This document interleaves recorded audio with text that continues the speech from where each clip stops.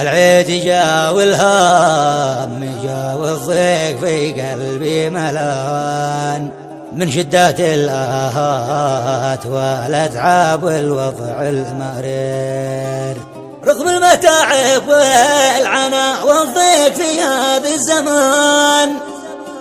حبك سرق قلبي وغرقني في البحر الغزير. غزلية بعنوان حبك سرق نومي، كلمات أبو محمد هشام الكوماني، أداء الشاعر أبو بالناف الطويل. مع تحيات تسجيلات الكوماني ذمار.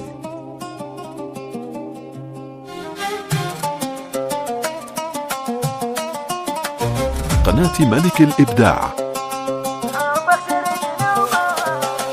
حبك سرق نومي عذبني وجنني جنان، وسرق قلبي غصب عني داخل أشباكك أسير. العيد جا والهم جا والضيق في قلبي ملان من شدة الآهات والأتعاب والوضع المرير، رغم المتاعب والعناء والضيق في هذا الزمان. حبك سرق قلبي وغرقني في البحر الغزير.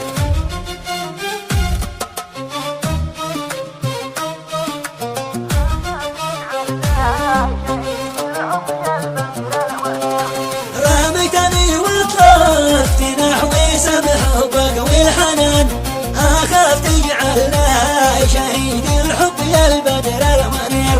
يا نور قلبي واكسجيني والمظلة والكنان، الشوق لك في داخلي رغم العناء يسعر سعير. عذبتني جننتني شليت روحي والكيان، خلتني في عالمك الطهر يا أطير.